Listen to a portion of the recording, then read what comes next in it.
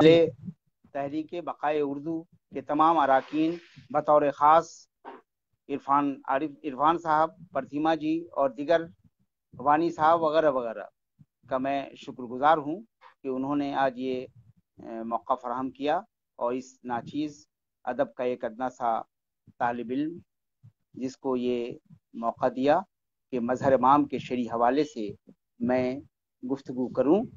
गुफ्तगू करने आगाज़ से पहले मैं अपने सिलसिले में कुछ कहना चाहता हूँ कि वे पहले मेरे सिलसिले में आप हजरात ये जाने कि मैं अदब का एक अदना सा तालिब इल्म हूँ और मेरी पूरी ज़िंदगी जिद्दोजहद की रही है। आज भी वही जिद्दोजहद बकौल अल्लामा इकबाल कि मैं कहाँ रुकता हूँ अर्शो फर्श की आवाज़ से, मुझको जाना है बहुत ऊंचा हदे परवाज से, या दिनकर के लफ्ज़ों में कि नींद कहाँ उनकी आंखों में जो धुन के मतवाले हैं, गति की तृष्णा बरसी ही जाती परते पग में जब छाले हैं। दरअसल मेरी इब्तदाई तालीम छपरा से शुरू होती है।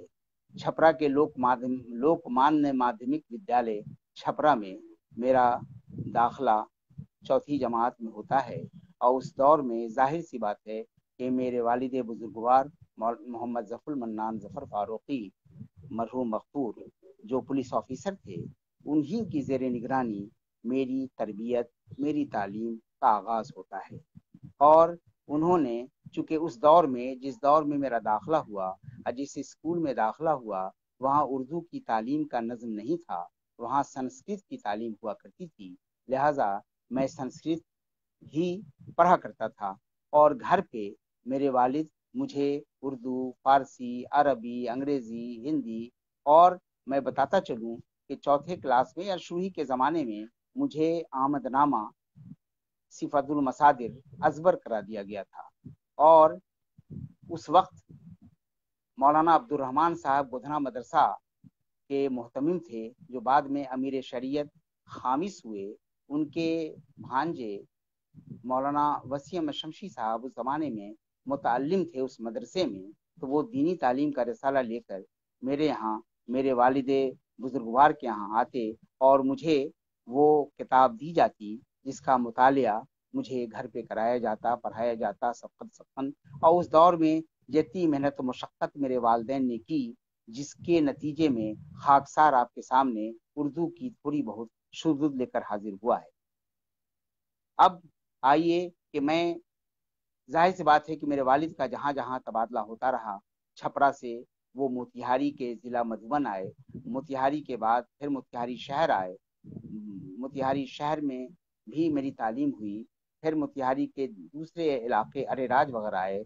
आखिर में 1970 में जब उनका तबादला मगरबी चंपारण बेतिया में हुआ, वहाँ आमना उर्दू मिडिल स्कूल से मैंने 1970 में मिडिल बोर्ड का इम्तिहान पास किया और उसके बाद बोर्ड का एग्ज़ाम का सिलसिला ख़त्म हो गया। लिहाजा मैंने उर्दू हाई स्कूल बेतिया से 1975 में मैट्रिकुलेशन की सनद हासिल की और वहाँ से MJK कॉलेज बेतिया से ही मैंने ISC किया।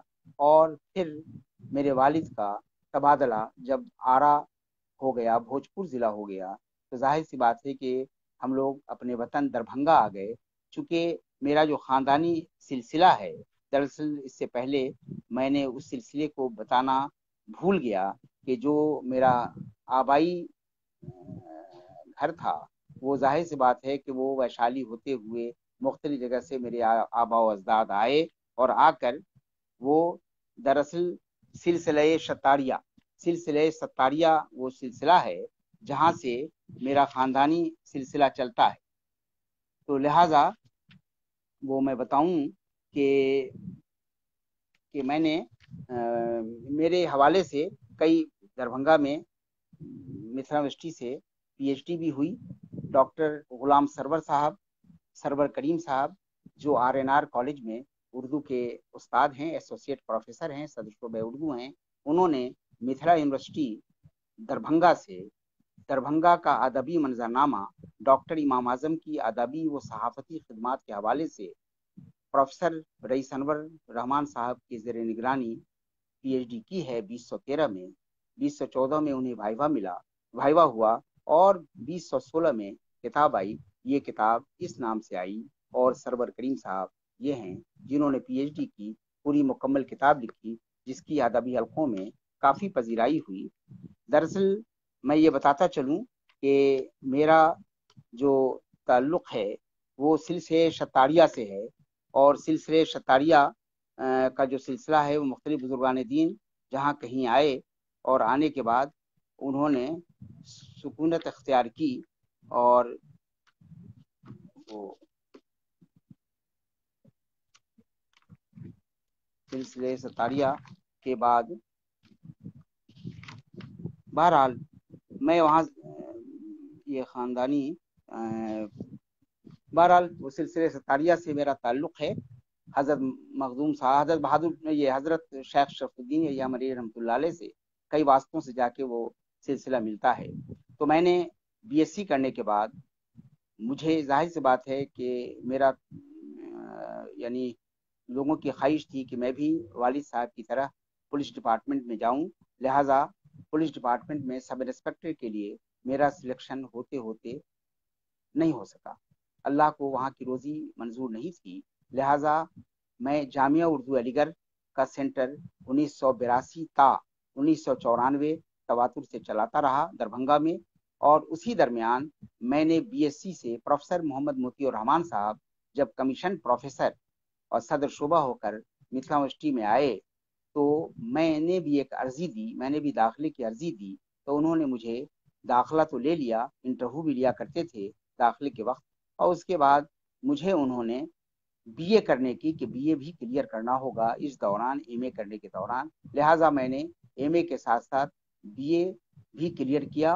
लिहाजा एमए फर्स्ट क्लास हुआ, और मैंने उस ज़माने में नेट का सिलसिला नहीं था। 86 में मैंने पीएचडी के लिए सिनॉप्सिस जमा की। प्रोफेसर तैयब सिद्दीकी साहब की ज़ेर निगरानी मेरी सिनॉप्सिस जमा हुई, और मजहर इमाम साहब से उस वक्त तक मेरा राब्ता नहीं था, उस वक्त वो कश्मीर में थे। लिहाजा उन्वान ये ठहरा मजहर इमाम की तख्लीक़ात का तनक़ीदी मुतालिया, और मैं पीएचडी भी करता रहा और साथ साथ जामिया उर्दू अलीगढ़ के इम्तहानात के सिलसिले में भी कोशिश करता रहा, और अदीब माहिर अदीब कामिल मौल्लिम उर्दू में लड़कों को अपेयर कराता, और लड़के फारिग होते, और पूरे दरभंगे में उर्दू का एक माहौल बर्पा कर दिया उर्दू के हवाले से, मुरासलाती कोर्स के हवाले से।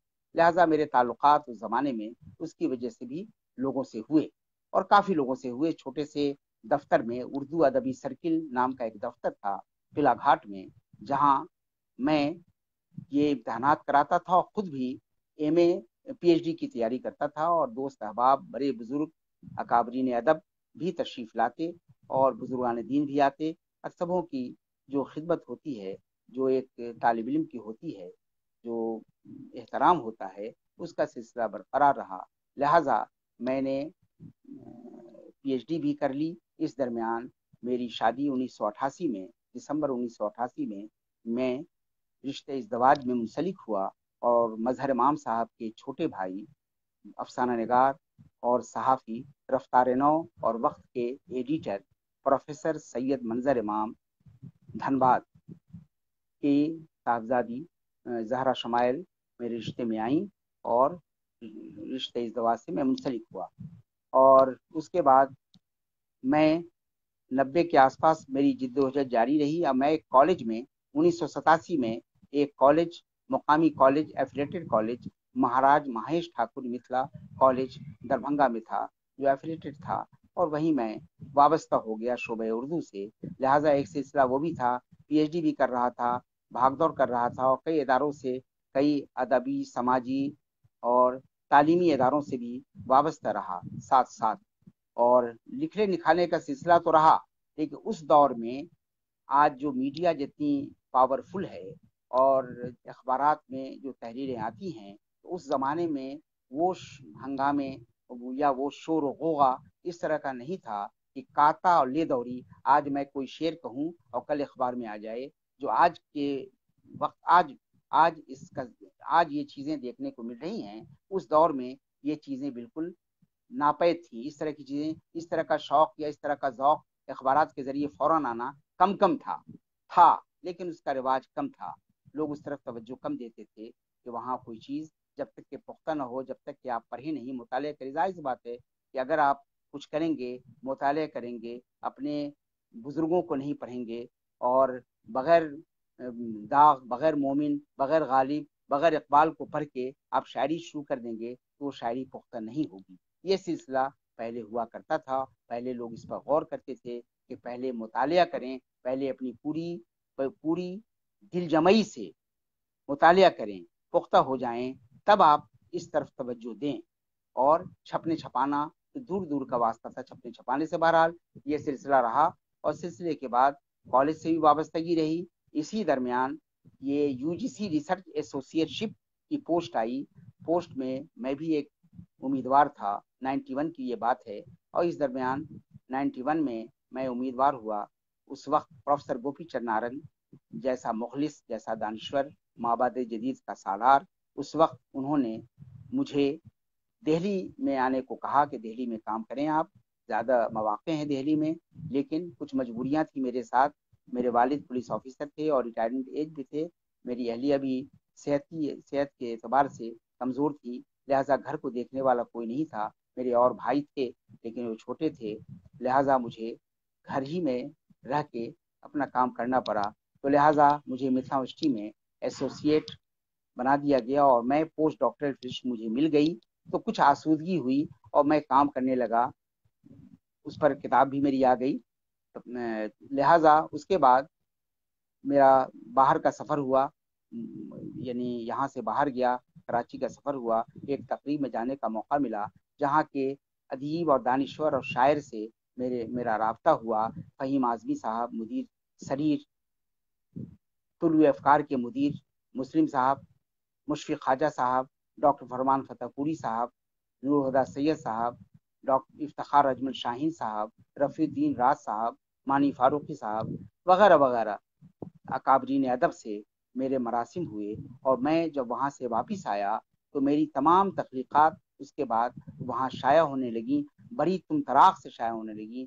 شاید ہی کوئی ایسا شمارہ ہوتا جہاں میری شاعری، جہاں میری تحریر کسی نہ کسی بہانے مکتوب کے حوالے سے، یا غزل کے حوالے سے، یا نظم کے حوالے سے، یا نثر کے حوالے سے نہ آتی ہوں. میں نے سفر نامہ بھی لکھا، ایک سفر کراچی کا، جو کافی اخبارات میں بھی شائع ہوئے، کئی اخبارات میں شائع ہوئے، قومی تنظیم میں بھی شائع ہوا، دیگر اخبارات میں بھی شائع ہوا. اس کے بعد سلسلہ ہوا کہ جب میں ایسوسیٹ ہوا تو میں کام کرتا رہا. کام کرنے کے بعد اسی درمیان بہار اسٹیٹ یونیورسٹی سروس کمیشن سے میری تقرری ہو گئی. میں شعبہ اردو پنڈول میں اردو کا استاد ہو گیا، اردو کا لیکچرار ہو گیا، اور وہاں کوئی دوسرا استاد نہیں تھا. لہٰذا میں صدر شعبہ اردو کی حیثیت سے آر این کالج پنڈول مدھوبنی ضلع کے ایک کانشینٹ کالج میں بحال ہو گیا بہار اسٹیٹ یونیورسٹی سروس کمیشن سے.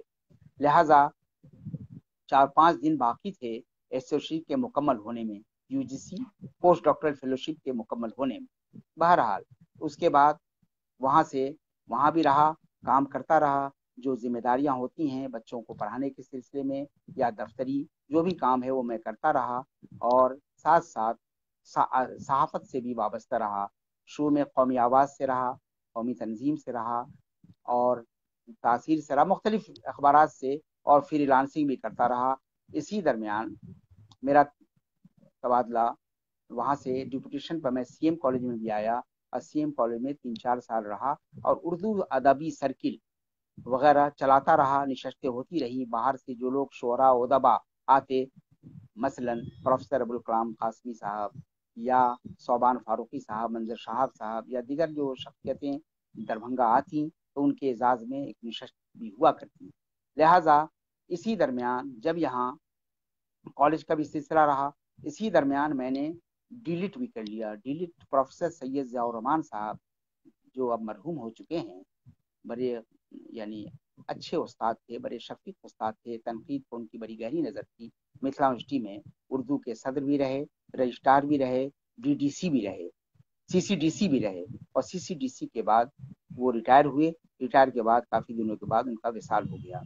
لہٰذا انہی کے زیر نگرانی میں نے اردو تنقید، ارتقاء اور محاسبے کے عنوان سے 2005 میں ڈیلیٹ کی، اور ڈیلیٹ کرنے کے بعد میری نگرانی میں بھی 3 ریسرچ اسکالرس نے پی ایچ ڈی کی، لہٰذا جو ریفریشر کورسز بھی ہوئے، اور ریفریشر کورسز اور انٹرنیشنل کورسز جو ہوتے ہیں ایک لیکچرار کے لیے، وہ تمام چیزیں میرے میں رہا، اور مشاعرے بھی اٹینڈ کرتا رہا، اور انڈین مشاعرے ہوں یا لوکل طور پر جو مشاعرے ہوں وہ بھی اٹینڈ کرتا رہا۔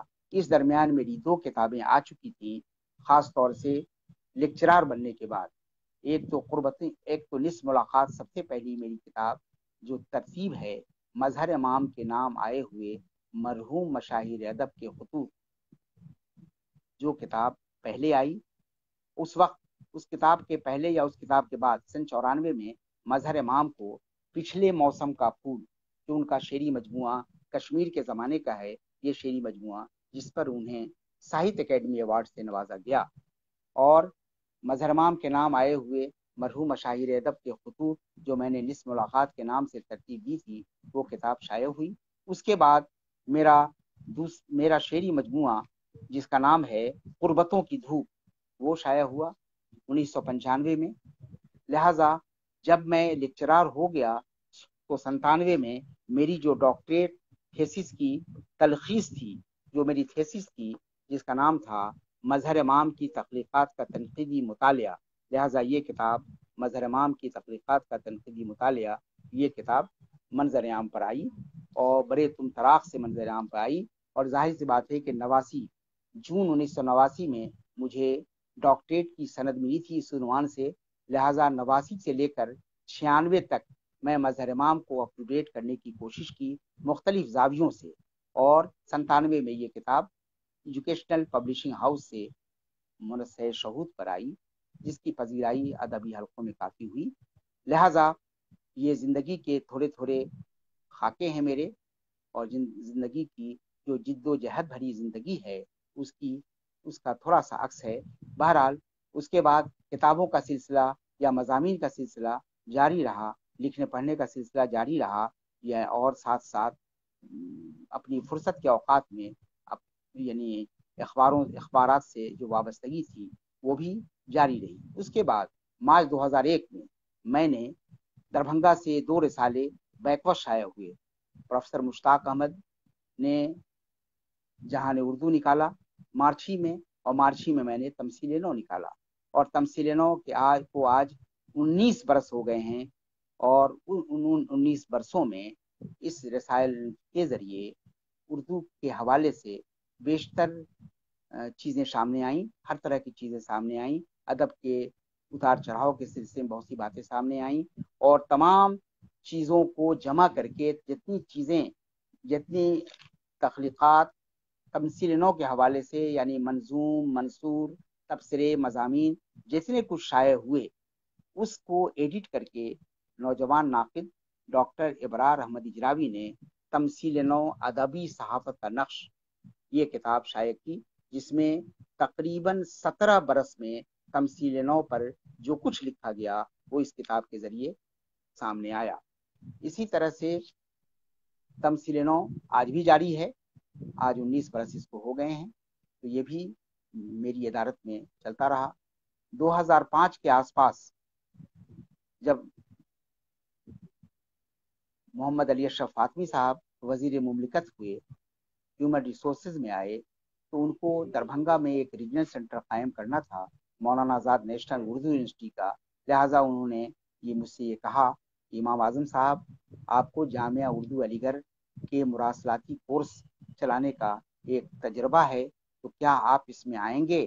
اگر آپ آئیں تو میں یہاں ریجنل سینٹر قائم کرنا چاہتا ہوں، باوجود کہ پٹنے میں اس کا ریجنل سینٹر قائم تھا، لہٰذا دربھنگا میں ایک دوسرا ریجنل سینٹر شمالی بہار میں ایک دوسرا ریجنل سینٹر دربھنگا میں قائم ہونا تھا، لہٰذا میری سروس آن ڈپوٹیشن مجھے بلایا گیا، اور میں نے 14 فروری 2005 کو مولانا آزاد نیشنل اردو یونیورسٹی کے بانی ریجنل ڈائریکٹر کی حیثیت سے اپنی جوائننگ دی، اور 6 مہینے میں جب जब ये इंटरव्यू हुआ, यूजीसी ने पोस्ट एडवर्टाइज कर दी, तो उस पोस्ट में मैं भी एक एप्लीकेंट हो गया और बाज़ाब्ता मेरी तकर्री 4 जुलाई 2005 से मैं मानू का परमानेंट मानू में रीजनल डायरेक्टर की हैसियत से काम करने लगा।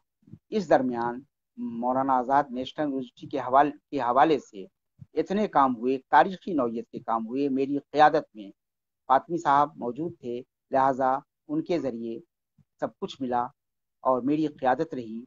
और मेरी क़यादत में बीएड कॉलेज मानू का यहाँ कायम हुआ, पॉलिटेक्निक कायम हुआ, आईटीआई कायम हुआ, कामरान मॉडल स्कूल कायम हुआ और दीगर स्टडी सेंटर्स कायम हुए। और तमाम इदारों में जाहिर सी बात है कि मेरी मेहनत और मेरी उर्दू से जो कुछ थोड़ी बहुत मोहब्बत रही है, उर्दू के तालिब इल्म होने की हैसियत से, और हमारी यूनिवर्सिटी के उस वक्त के vice chancellor professor M Pathan साहब ने मुझे डिप्यूट किया और पूरे जितने शोबे थे सबों को कायम करने के लिए मुझे जिम्मेदार बनाया। और मैंने अपनी मेहनत से सब कुछ यहाँ उस दौर में फातमी साहब की ज़ेर निगरानी ये तमाम इदारे कायम हुए। हत्ता ये कि 7 एकड़ 7.5 एकड़ ज़मीन बिल्डिंग के साथ भी फातमी साहब ने इस यूनिवर्सिटी को अतिया किया और उसमें भी मेरा एक कलीदी रोल है।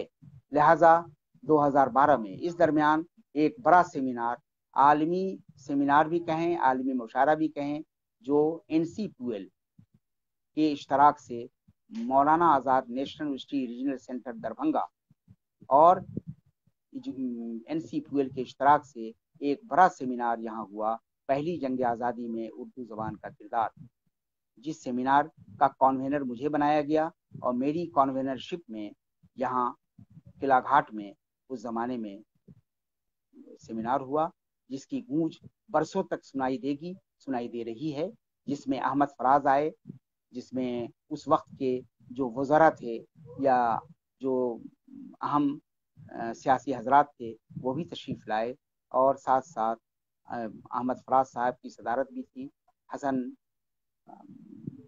सागर खयामी साहब भी आए, वसीम बरेलवी साहब भी आए, हसन कमाल साहब आए और बड़ा शानदार हुआ, जिसमें लाखों हजरात उस मुशायरे को सुनने के लिए, उस सेमिनार को सुनने के लिए बहुत कामयाब तारीखी नौयत का वो सेमिनार हुआ, जिस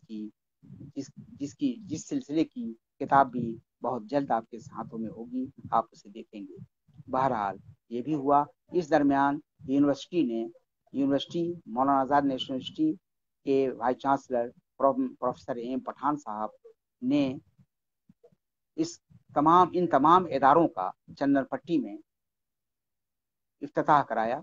उस इफ्तिताह का भी लोकल कोऑर्डिनेटर खाकसार इमाम आजम को एज ए रीजनल डायरेक्टर बनाया और वो भी बड़ा कामयाब इफ्तिताही प्रोग्राम हुआ, जिस सिलसिले में बाज़ाब्ता एक किताबचा मंजूम और मंसूर दोनों ज़बान में, हिंदी और उर्दू में, वो किताबचा आया।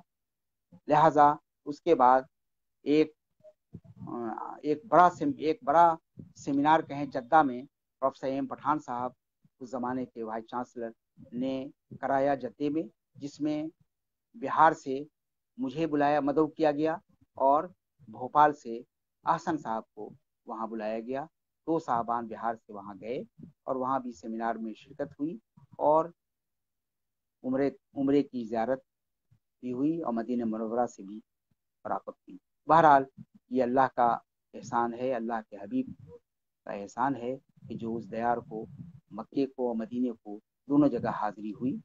बहरहाल उसके बाद ये सिलसिला रहा और ये शेर व अदब का भी सिलसिला जारी रहा, लेकिन शेर व अदब के साथ साथ जब मैं बाज़ाब्ता तौर पर मानू में आ गया तो मानू ही सुबह और शाम मानू ही मेरे जहन में वो गर्दिश करता रहा, मैं उसी सिलसिले में मैं सोचता रहा। लिहाजा मेरा वतन, मेरा घर भी दरभंगा में है, उसका नाम महल्ला गंगवारा अदबिस्तान, और यहाँ भी कई तरह के इदारे मेरे ज़ेर निगरानी आज भी चल रहे हैं, पहले भी चल रहे थे। मेरे वालिद को चूँकि एजुकेशनल चीज़ों से बड़ी रग़बत थी, लिहाजा यहाँ उन्होंने उस दौर में ایک مدرسے کے لیے جگہ دی اور مدرسۃ البنات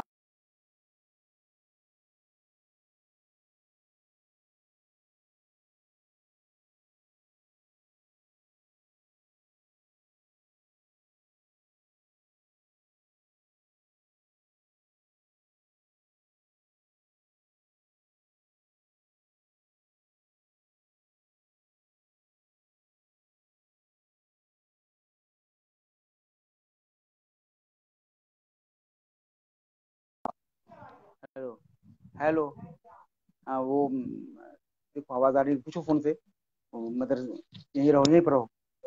وہ لہذا وہ مدرسہ بنات فاروقیہ یہاں قائم ہے، فاروقی اورینٹل لائبریری قائم ہے. تمثیل نو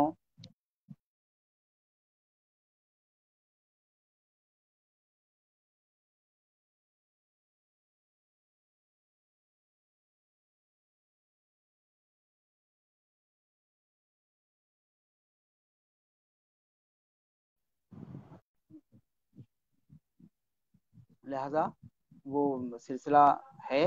اور یہاں فاروقی آئی ٹی آئی، مولانا مظہر الحق عربی فارسی یونیورسٹی کا ریسورس سینٹر بھی ہے، اور کئی طرح کے ادارے، تحصیل کا دفتر بھی ہے. تحصیل جو پٹنہ سے 7 اسٹیٹ سے نکل رہا ہے، ڈاکٹر سید محمد گوہر صاحب کی زیر ادارت، تو لہٰذا اس کا بھی یہاں ایک میڈیا سینٹر ہے جہاں سے نیوز وغیرہ جایا کرتی ہے. بہرحال یہ گویا سلسلہ ہے. اور پھر گنگوارہ ہی میں Al Farooq educational and welfare trust جو ہمارے یہاں ٹرسٹ ہے، اس ٹرسٹ کے زیر اہتمام ایک بڑا سیمینار این سی پویل کے اشتراک سے 2011 میں ہوا، مارچ میں، ہندوستانی فلمیں اردو کے نام سے، جو کتاب بھی منظر عام پر آئی. وہ کتاب بھی آپ دیکھیں، فلموں پر ایک بڑا کام تھا وہ، جس کی بھی دھوم، اور اس کا اجرا کلکتے میں ہوا 2012 میں. لہذا یہ سلسلہ ہوتا رہا. اور میری سروس چونکہ یہاں آ گئی تھی، مانو میں آ گئی تھی، لیکن میں لین پر تھا. لین جب مکمل ہوا تو مجھے کہا گیا کہ آپ یہاں رہیں کہ وہاں رہیں. تو مجھے یہاں کی یونیورسٹی کے رجسٹرار نے کہا تھا کہ آپ اگر یہاں ہوں گے تو آپ کا تبادلہ نہیں ہوگا، لہٰذا اگر آپ مانو میں رہیں گے تو آپ کا تبادلہ کہیں بھی ہو سکتا ہے، پورے ہندوستان کی یونیورسٹی. وہی ہوا. لہٰذا 2012 میں میرا تبادلہ پروفیسر محمد میاں صاحب جب ہائی چانسلر آئے تو انہوں نے پٹنہ کیا. پٹنہ میں 7 دن رہا. 7 دنوں کے بعد پھر میرا تبادلہ وہاں سے کلکتے کر دیا گیا، جہاں 4 اپریل 2012 سے آج تک میں وہی ہوں. اور اللہ کا کرم ہے کہ وہاں بھی میں نے، محمد میاہی صاحب نے مجھے ذمہ داری دی، اور میں وہاں 5 ایکڑ زمین آسنسول میں، لہٰذا میں نے عطیہ کرایا، اور اس کے لیے گورنمنٹ آف ویسٹ بنگال سے ایگزمپشن کرایا، اور وہ کالج وہاں چل رہا ہے، اور دیگر ادارے بھی چل رہے ہیں. اور مانو کا اچھا خاصا میدان وہاں ہے، اردو کا ماحول بھی ہے، شہر میں تو اردو کا خاصا ماحول ہے. بہرحال یہ سب رہا. اور ساتھ ساتھ یہ کہ شعر و ادب کے حوالے سے بھی کام ہوتے رہے. ظاہر سی بات ہے، دفتری امور کے بعد نجی کام، اور یہ بھی کام جو سلسلہ ہے جس کا جراثیم انسان کے اندر ہوتا ہے، وہ چیزیں بھی آتی رہیں. تو وہاں سے اس کے بعد وہ، اس سے پہلے میں نے دربھنگا میں عہد اسلامیہ میں دربھنگا اور دوسرے مضامین، یہ کتاب آئی. اور اس کتاب کے بعد شعری مجموعہ نیلم کی آواز دوسرا شعری مجموعہ آیا. اور اس کے بعد فاطمی کمیٹی رپورٹ پر، جو سچر کمیٹی کے بعد بنی تھی، پھر وہ کتاب ہم نے ترتیب دی، جس کی بھی کافی پذیرائی ہوئی. اسی طرح سے صحافت کے حوالے سے بھی ایک میں نے کام کیا، 21ویں صدی میں اردو صحافت، اور سہرے پر بھی ایک بڑا نادر و نایاب کام ہوا، جو تمام ادبی حلقوں میں بھی کافی سراہا جا رہا ہے. اسی طرح جواہر عظیم آباد نام سے ایک سیریز فاروق ارگلی صاحب کر رہے ہیں، اس کی دوسری جلد میں خاکسار پر کو بھی شامل کیا ہے. اسی طرح وہ ڈاکٹر محمد صلاح الدین صاحب ایک معروف ادیب ہیں اور مدرسے سے فارغ ہیں. انہوں نے میرے حوالے سے ڈاکٹر امام اعظم اجمالی جائزہ، وہ کتاب لکھی انہوں نے باضابطہ. پروفیسر مناظر عاشق ہرگانوی، جن سے پوری اردو دنیا واقف ہے، اور وہ تمام اصناف پر ہمہ جہت ادیب ہیں, کوئی بھی صنف باقی نہیں جس پر انہوں نے کب آزمائی نہ کی ہو. انہوں نے بھی خاکسار پر ایک کتاب ڈاکٹر امام اعظم کی باز آفرینی لکھی, جو کتاب شائع ہوئی. اور ابھی حالیہ دنوں میں ظاہر سی بات ہے ایک کتاب, اس سے پہلے گیسوئے تنقید, گیسوئے تحریر, گیسوئے اسلوب, گیسوئے اسلوب, اب گیسوئے امکان آنا ہے. تو یہ سب کتابیں آ رہی ہیں جو گیسو سیریز کے حوالے سے ہیں. اور اسی طرح وہ محمود احمد کریمی صاحب ایک انگریزی کے رائٹر ہیں, انہوں نے بھی میرے پہلے شعری مجموعہ قربتوں کی دھوپ کا انگریزی ترجمہ کیا ہے, جس کی بھی کافی پذیرائی ہو رہی ہے, آپ اسے بھی دیکھ لیں. اسی طرح ابھی ایک کتاب آئی ہے جس کا نام ہے چٹھی آئی ہے, جس میں مشاہیر ادب کے خطوط خاکسار کے نام ہیں, جنہیں نوجوان ادیب اور شاعر شاہد اقبال نے کلکتے سے ترتیب دیا ہے. 752 پیجز کی یہ کتاب, جس میں 917 خطوط ہیں اور ساتھ ساتھ 438 یا 435 مکتوب نگار ہیں. اور کافی ضخیم کتاب آئی ہے, جس سے 20ویں صدی اور 21ویں صدی کا پورا ادبی منظرنامہ اس خط کے حوالے سے آپ کے سامنے آئے گا. تو لہٰذا میری تقریباً 20-24 کتابیں ہیں, 24-20 کتابیں ہیں, اور دیگر کتابیں بھی آ رہی ہیں جو پائپ لائن میں ہیں. اور کلکتے کے حوالے سے بھی ایک کتاب آ رہی ہے, یہی کولکاتہ ہے. تو لہٰذا مضامین آتے رہتے ہیں. اب ان مضامین کا ذکر کیا کیا جائے, ایک لمبی یہ ہے. بہرحال وہ سلسلہ ہے. اور میرے یہاں میرے 2 بیٹے, ایک بیٹا جو ڈینٹل ڈاکٹر اور فیشیل اور اس کا ہے, ڈاکٹر نوائی امام, جس کی ماشاءاللہ کلینک دربھنگہ میں چل رہی ہے. دوسرا بیٹا میرا انجینئر ہے, فضا امام. اور تیسری بیٹی ہماری حیا فاطمہ, جو BUMS کر رہی ہے آپ لوگوں کی دعاؤں سے. اور میری اہلیہ ڈاکٹر زہرا شمائل, وہ یہیں مقامی مڈل اسکول میں, سرکاری مڈل اسکول میں معلمہ ہیں. اور ماشاءاللہ ان کی بھی ایک کتاب آئی ہے, مناظر عاشق ارغانوی صاحب کی نعت کے حوالے سے وہ کتاب ہے, جو بھی کافی پسند کی جا رہی ہے. بہرحال اب میں یہ چاہوں گا کہ چونکہ مظہر امام کے حوالے سے مجھے بات کرنی ہے, اپنا حوالہ جو کچھ تھوڑا بہت میں نے خال آپ کے سامنے پیش کیا. ظاہر سی بات ہے کہ بہت سی چیزیں میں آف ٹریک ہو گیا. قلعہ گھاٹ سے میری زندگی شروع ہوئی, اردو ادبی سرکل سے میری زندگی شروع ہوئی, اور آج میں دربھنگہ گنگوارہ میں رہا. کالج سے شروع ہو کر میں مولانا آزاد نیشنل یونیورسٹی پہنچا, اور اس کے دربھنگہ پٹنہ ہوتے ہوئے کلکتہ میں مقیم ہوں. ابھی لاک ڈاؤن کا ایک سلسلہ ہے, اور مارچ سے ایک لمبا سلسلہ ہے. کورونا جو عالمی وبا ہے اس سے تمام لوگ متاثر ہیں, تو تمام چیزیں بند پڑی ہوئی ہیں. واحد گاہے دفتری کام بھی ہوتے ہیں, اور اپنی ادبی نیم ادبی بھی کام ہوتے ہیں. لہذا اب میں چاہوں گا کہ اگر آپ اجازت دیں تو اپنی 2-3 چیزیں میں چاہتا ہوں کہ آپ کو ضرور سناؤں, اس لیے کہ میں شعر و ادب کا ایک طالب علم بھی ہوں, اور طالب علم ہونے کے ناطے میں چاہتا ہوں کہ سب سے پہلے میں وہ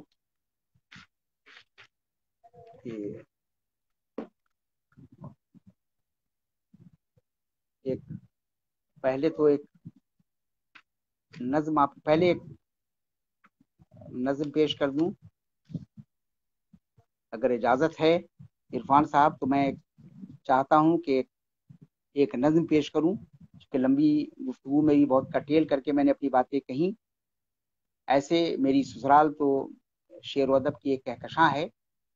میرے خود سسر افسانہ نگار تھے پروفیسر سید منظر امام صاحب, ان کے بڑے بھائی مظہر امام صاحب جسے پوری اردو دنیا واقف ہے, ان کے بڑے بھائی جناب حسن امام درد, جو محقق بھی تھے, شاعر بھی تھے اور ادیب بھی تھے, جن کا بھی وصال ہو چکا ہے. اتفاق سے میری تینوں سسر مرحوم ہو چکے ہیں, اللہ تعالیٰ ان کی مغفرت فرمائے. اسی طرح میرے پھوپھا سسر جو ترقی پسند شاعر اور ادیب تھے, اور کریم سٹی کالج جمشید پور کے بانی پرنسپل تھے, ان کا بھی وصال ہو چکا ہے, جن کا نام منظر شہاب, جن کے کئی مجموعے ہیں. بہرحال میری ایک نظم ہے جو میں نے پروفیسر گوپی چند نارنگ کی نظر کی ہے. اس نظم کا عنوان ہے اظہاریت کی حقیقت اگر समखराशी न हो तो मैं इस नज्म को आपको सुना दूं। अर्ज किया है कि समुंदरों के नील गून खत्म होते सिलसिले, जमी पर भी उफुक सिमट गए तो क्या, अलामते शऊर को तलाश करके रुक गईं, नुकूश फिर भी रह गए, जमी हुई है बर्फ सी फसील कायनात पर, हरारतों के जाविये बदल गए। ये लफ्ज सौत मानवी हिसार से हैं क्यों अलग, ये जाविये की बात है कि कत्ल इल्म फजल का, चलो कि जस्तजू करें उन्हीं उफुक के दरमियां, जमी पर जो सिमट गए, सिमट के फैलने लगे, कहीं तो तारे अनकबूत की तरह हवा से कांपते रहे, कहीं उलझ के रह गए, कहीं सुलझ सुलझ पड़े, मगर ये क्या हुआ कि अपनी आगही उसी मुकाम पर रही जहां से लफ्ज सौत के ये सिलसिले अलामतों की साख में दबे रहे। वो जी शऊर कौन है, सोसियर ये जाक है कि फलसफा लिसान को रोशनी से भर दिया, आगही से भर दिया, और मतन शेर को तकसीरियत से आशना भी कर दिया, पर उस नए मुकालमे को उर्दूई जहान में रास्ता दिखा दिया, राह पर लगा दिया। वो कौन है, वो कौन है कि जिसने बंद रोजनों को खोल कर दलील और सबूत से बता दिया कि शेरियत खुलूस है, कि शेरियत शऊर है। वो कौन है कि जिसने सौत शेरियत से आशना करा दिया, मुझे भी उसकी आगही का जायका चखा दिया। अब मैं आपसे बस ये दरख्वास्त कर रहा हूँ कि मुझे और भी 2-3 चीज़ें पढ़ने का मौका दिया जाए, तब मैं मजहर मोहब्बत शुरू करूँ। एक गज़ल के 2-4 शेर सुन लें। अर्ज़ किया है कि कद बढ़ाने के लिए बोनों की बस्ती में चलो, मतलब समाअत फरमाएं कि कद बढ़ाने के लिए बोनों की बस्ती में चलो, ये नहीं मुमकिन तो फिर बच्चों की बस्ती में चलो। और ये शेर देखिए कि सब्र की चादर को ओढ़े ख्वाब गाहों में रहो, सब्र की चादर को ओढ़े ख्वाब गाहों में रहो, सच की दुनिया छोड़कर वादों की बस्ती में चलो। और जब भी तन्हाई के हंगामों से दम घुटने लगे, भीड़ में गुम हो के अनजानों की बस्ती में चलो। और डाल रखी है खिरदमंदों ने चेहरों पर निकाब, इसलिए कहता हूँ दीवानों की बस्ती में चलो। और उंगलियों की जर्ब से साजे सुकून को तोड़कर जब जुनू हद से भरे रिश्तों की बस्ती में चलो। एक तुम्हारी ही क़यादत मोतबर रह जाएगी, हाथ में पत्थर लिए शीशों की बस्ती में चलो। और ये मख्तार किया है कि भीड़ से आजम यहाँ मिलना मिलाना छोड़कर मर्तबा के वास्ते पर्दों की बस्ती में चलो। और अब आखिरी दौर में मैं चूंकि कलकत्ते के हवाले से मैंने जो कुछ नसरी नज्म में तारीख लिखी है, उसके 2-4 टुकड़े मैं सुनाना चाहता हूँ।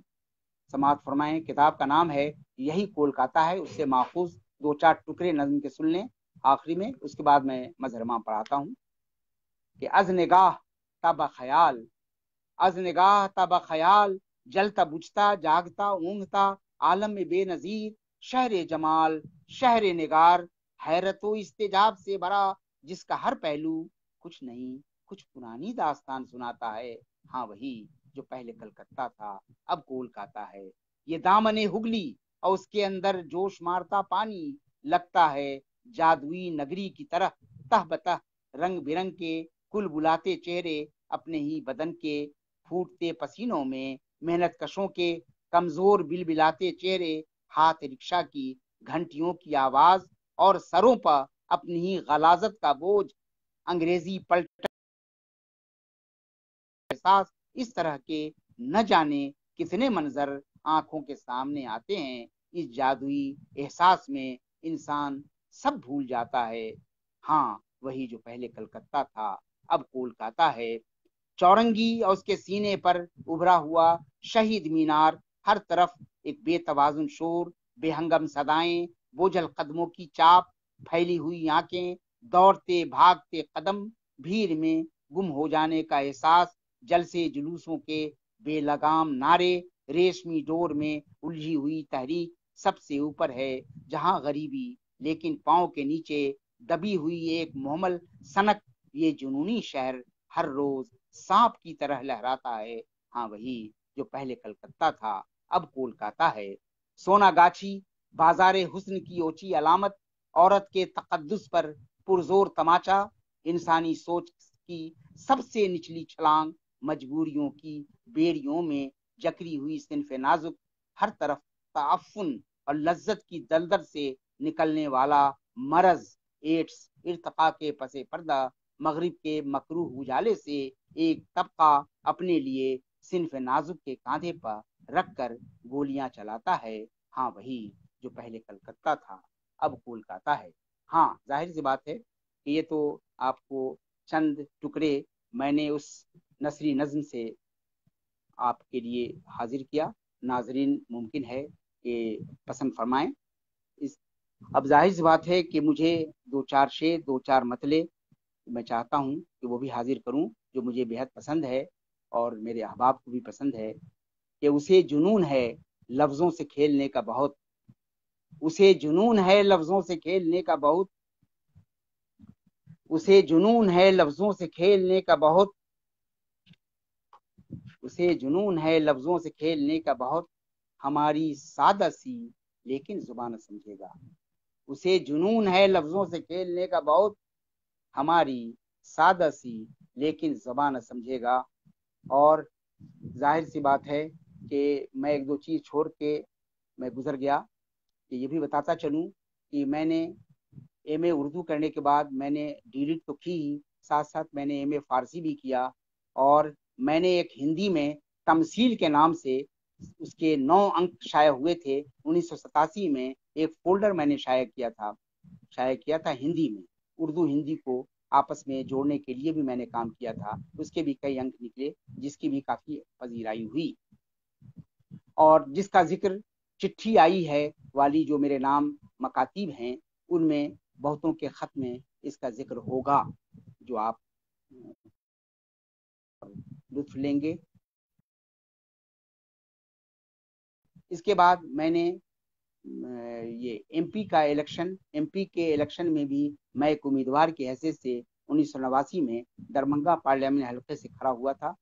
जाहिर सी बात है कि मैं कामयाब न हो सका। इसी तरह मैंने कुछ दिनों के लिए दरभंगा के सिविल कोर्ट में एक वकील की हैसियत से वकालत भी शुरू की, तकरीबन 8-10 रोज वकालत की। और उसके बाद चूंकि मेरे अंदर जो शेरी जरासीम, शेरी व अदबी और तदरीसी जो बातें थी, वो उसमें मैं आ गया। और उसके बाद मैं यहाँ आकाशवाणी दरभंगा का तकरीबन 7 बरस प्रोग्राम एडवाइजरी कमेटी का मेंबर रहा और उसमें काफ़ी काम किए। जाहिर सी बात है कि दरभंगा से उर्दू का हफ्तावार प्रोग्राम यहाँ से जारी कराने में एक बड़ा रोल है, जिस सिलसिले में काफ़ी काम किए और उसके तमाम सबूत मेरे पास मौजूद हैं। उसी तरह मुझे कई अदारों से वाबस्तगी रही। कुछ दिनों लिटरेरी पैनल, एनसीक्यूएल की लिटरेरी पैनल से भी रहा वाबस्ता, और भी अदारों से वाबस्ता रहा। और कई अदारों से मुझे एजाज़ात और इनामात भी मिले, यूपी से भी, बिहार से भी, या मुख्तलिफ इदारों से भी। और तमाम लोगों से मेरा राब्ता रहा। प्रोफेसर नज़ीर सिद्दीकी साहब जो इस्लामाबाद में थे, उनसे काफ़ी प्रभावित रहे। 54 खतूत मेरे नाम हैं जो तमसीलों में तवातुर से शाये होते रहे, और बाद में नाम-ए नज़ीर के नाम से वो किताब आई, जो इंशाइया निगार और नाक़िद भी थे, कॉलम भी लिखते थे, शायर भी थे, लिहाजा उनका भी इंतकाल हो चुका है। इसी तरह से प्रोफेसर गोपी चंद नारंग और प्रोफेसर कमर रईस साहब और जो लोग अकाबरीन अदब हैं, उन्होंने मुझे बेहद अजीज़ रखा, बेहद करीब रखा और शफ़क़त से नवाजते रहे। और प्रोफेसर वहाब अशरफी साहब, उन्होंने भी काफ़ी अजीज़ समझा, शफ़क़त दी, और अपने रिसाले बहस मुबाहसे में भी बहुत सी चीज़ें मेरी आईं। उनके नाम जो ख़त का मजमुआ है, उसमें भी खाकसार का एक ख़त शामिल है। बहरहाल अब मैं सीधे चलाऊँ कि मजहर इमाम साहब, जिनकी शख्सियत, मजहर इमाम साहब पर मेरे काम के अलावे सबसे पहला काम प्रोफेसर मनाजिर आशिक खरगानवी ने मजहर इमाम एक तारुफ के उन्वान से एक किताबचा उस ज़माने में शाये किया, जिस किताबचे को बुनियाद हासिल है। उस बुनियाद पर कई किताबें मजहर इमाम पर लिखी गईं। जाहिर सी बात है कि उस दौर में मजहर इमाम तारुफ बहुत मशहूर हुआ। उसके बाद मनाजिर आशिक खरगानवी साहब ने 2 और किताबें मजहर इमाम साहब के हवाले से लिखी। एक का नाम मजहर इमाम नई नस्ल के पेशरो, ये किताब मनाजिर साहब ने लिखी, जिसकी भी काफ़ी पजीराई हुई।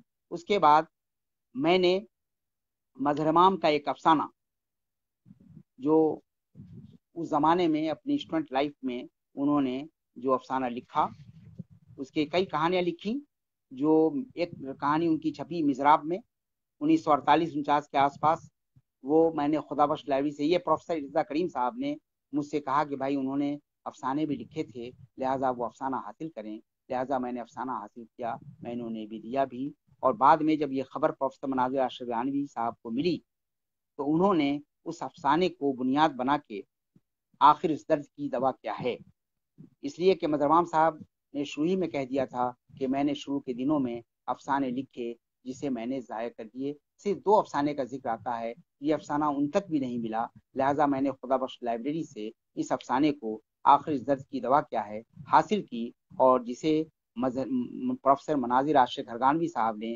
مظہر امام کا ایک لوتا افسانہ تجزیہ، اس کتاب کے نام، اس عنوان سے یہ ایک کتاب انہوں نے بنائی، اور یہ کتاب ان کی منظر عام پر آئی، جسے بھی کافی پسند کیا گیا۔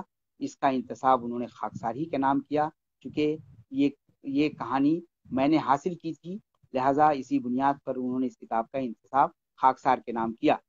تو مظہر امام افسانہ نگار بھی تھے، ان کی ابتدائی جو افسانے سے شروع ہوتی ہے اور صحافت سے شروع ہوتی ہے، شاعری تو اس کے بعد 1939 کے آس پاس انہوں نے کی ہے، اور اس کے بعد بحث شاعر ان کا نام مستحکم ہے، آزاد غزل کے بانی کی حیثیت سے بھی ان کا نام، ظاہر بات یہ کتاب تو میری ڈاکٹریٹ تھیسس سے میں دکھا چکا ہوں۔ اور اس کے بعد مظہر امام صاحب پر ایک کتاب منظوم لکھی پروفیسر عبد المنان طرزی صاحب نے، جو دستار طرحدار کے نام سے ہے، جو منظوم ہے۔ اسی طرح میں نے 2 مونوگراف، ایک مونوگراف مظہر امام صاحب پر نواز دیوبندی صاحب، ڈاکٹر نواز دیوبندی صاحب جب یو پی اردو اکیڈمی کے چیئرمین ہوئے تو انہوں نے بہار کی 2 شخصیتوں پر کام کرایا، ایک مونوگراف لکھوایا، مظہر امام پر خاکسار سے لکھوایا، اور کلیم عاجز صاحب پر مناظر اشرف غانوی سے لکھوایا، تو لہٰذا اس پر صرف مجھے مقدمہ لکھنا تھا اور تمام ترتیب دینی تھی، تو میں نے پروفیسر ظفر احمد نظامی، پروفیسر علی احمد سرور اور ابوالکلام قاسمی، پروفیسر مناظر اشرف غانوی، مشتاق بن نوری، جمال اویسی، مجیر احمد آزاد، انتظار حسین وغیرہ وغیرہ کے مضامین میں نے منتخب کر کے اور اس کو کتابی شکل دی اور کافی طویل مقدمہ لکھا۔ تو مظہر امام شخصیت اور فن کے حوالے سے اس پر میرا مقدمہ ہے، اور ظاہر سی بات ہے کہ آپ تمام لوگ جو کشمیر کے بطور خاص جانتے ہیں کہ مظہر امام نے کشمیر میں جو ان کی دوردرشن میں ملازمت تھی، اس ملازمت کے 1975 سے تقریباً 1989 تک مظہر امام صاحب وہاں رہے اور کافی کام کیا، اور ان کی شاعری میں ایک بدلاؤ بھی آیا، اور پہلے وہ کشمیر کی غزلیں کے عنوان سے بھی ان کی چیزیں آئیں، اور بعد میں اس کا نام بدل کے انہوں نے پچھلے موسم کا پھول کیا۔ تو میں ظاہر سی بات ہے کہ مظہر امام صاحب اردو کی بڑی شعر و ادب کی ایک بلند قامت شخصیت رہی ہے، جسے ہر اردو والا اس سے واقف ہے۔ تو میں ان کا تعارف پہلے کرا دوں کہ ظاہر سی بات ہے کہ مظہر امام صاحب کی پیدائش دربھنگہ میں نہیں ہوئی، ان کی پیدائش 12 مارچ 1928 کو منگیر میں ہوئی، اصل پیدائش ان کی یہ ہے، اور سرٹیفکیٹ میں کے مطابق ان کی پیدائش 5 مارچ 1930 کو ہے، جو منگیر میں ہوئی، جہاں ان کے والد سید امیر علی صاحب محکمہ ڈاک اتار سے وابستہ تھے۔ اور مظہر امام کی ظاہر بات ہے کہ اس کے بعد مظہر امام جب دربھنگہ آئے، اور ظاہر بات ہے کہ ان کی ادبی زندگی کا آغاز 13-14 سال کی عمر میں افسانہ نگاری سے ہوا، جس کا ذکر میں نے ابھی کیا۔ کچھ دنوں کے بعد شعر بھی کہنے لگے۔ ابتدا سے ہی طبیعت روایت سے انحراف اور جدت پسندی کی طرف مائل تھی۔ 17 سال کی عمر میں 1945 میں انہوں نے آزاد غزل لکھی۔ کم عمری میں ہی ترقی پسند ادبی تحریک سے قربت پیدا ہو گئی، اور مظہر امام نے اردو ادب میں نئے رجحانات کو فروغ دینے میں نمایاں حصہ لیا۔ 30 جنوری 2012 کو ان کا انتقال دہلی میں ہو گیا اور دوسرے روز انہیں میور وہار دہلی کے قبرستان میں سپرد خاک کیا گیا۔ ظاہر سی بات ہے کہ مظہر امام کی فنی اور فکری دلچسپیاں متنوع ہیں۔ شاعر، نقاد اور خاکہ نگار، ان کی تینوں حیثیتیں مستحکم و مسلم ہیں۔ انہیں تحقیق سے بھی دلچسپی تھی، افسانے کی تاریخ پر ان کی نظر گہری تھی۔ شروع میں انہوں نے افسانے بھی لکھے، تمام افسانوں کو ضائع کر دیا۔ ان کا ایک ہی افسانہ آخر درد کی دوا کیا ہے، ماہنامہ مزراب کراچی، مدیر شین مظفر پوری تھے کہ دسمبر 1948 کے شمارے میں چھپا، جسے راقم الحروف نے 70 سال بعد خدا بخش لائبریری پٹنہ سے حاصل کیا۔ موصوف ریڈیو اور ٹیلی ویژن کے لیے لکھنے اور پروگرام پیش کرنے کا وسیع تجربہ رکھتے تھے، اور پھر یہ وہ ایک بہت اچھے مکتوب نگار بھی تھے۔ وہ ادب اور زندگی کے مسائل اور رجحانات پر مسلسل غور و خوض کرتے رہتے تھے۔ انہیں ایک وسیع المطالعہ سنجیدہ قاری کا مرتبہ بھی حاصل تھا۔ وہ ایک ایسے شاعر و ادیب تھے جو اپنی تحریروں کو بنظر انتقاد دیکھنے کے عادی رہے، اسی لیے مظہر امام کے خیالات سے استفادہ کرنے کے لیے اکثر ان سے انٹرویو لیے جاتے تھے۔ ظاہر سی بات ہے کہ 2 مونوگراف یعنی ریسرچ کی جو کتاب ہے میری، اس کے بعد 2 مونوگراف، ایک اتر پردیش اردو اکیڈمی نے مجھ سے وہ مونوگراف مظہر امام شخصیات سیریز 8 کے عنوان سے لکھوایا۔ مونوگراف جو چھپا 2017 میں چھپا، اور اس کے بعد ساہتیہ اکیڈمی نے ہندوستانی ادب کے معمار کے عنوان سے مظہر امام پر مونوگراف خاکسار سے لکھوایا، جو چھپا ہے 2019 میں۔ تو ظاہر سی بات ہے کہ مظہر امام کی جو شخصیت ہے وہ غزل گو کی بھی ہے، نظم نگار کی بھی ہے، آزاد غزل گو کی بھی ہے، تنقید نگار کی بھی ہے، خاکہ نگار کی بھی ہے، افسانہ نگار کی بھی ہے۔ اب بن جاتی ہے کیونکہ افسانے انہوں نے اپنی زندگی میں، پھر بچوں کے ادیب کی بھی ہے، بچوں کے ادب کے حوالے سے بھی انہوں نے بہت کچھ لکھا ہے۔ بہرحال میں پہلے یہ بتاتا چلوں کہ تھوڑا میں چاہتا ہوں کہ مظہر امام صاحب کے سلسلے میں ان کا جو بیک گراؤنڈ ہے یا ان کی خاندانی پس منظر ہے وہ بھی سامنے آ جائے۔ میں بتاؤں کہ مظہر امام کے آبا و اجداد جد امجد شیخ المشائخ مولانا مدار بخش غیر منقسم ہندوستان کے صوبہ پنجاب کے شہر امبالہ میں ایک جید عالم اور راہ سلوک کے برگزیدہ بزرگ تھے۔ ان کے صاحبزادے پیر بخش فوج میں ڈاکٹر تھے، جن کی شادی سیالکوٹ کے کشمیری خاندان میں ہوئی تھی۔ یہ کشمیری خاندان میں ان کی شادی ہوئی تھی۔ والد کے انتقال کے بعد جب ان کا تبادلہ بکسر ہوا بہار، تو ریٹائر ہونے کے بعد وہ وہیں بس گئے۔ ان کے صاحبزادے سید امیر علی صاحب محکمہ ڈاک میں تار میں ملازم ہوئے۔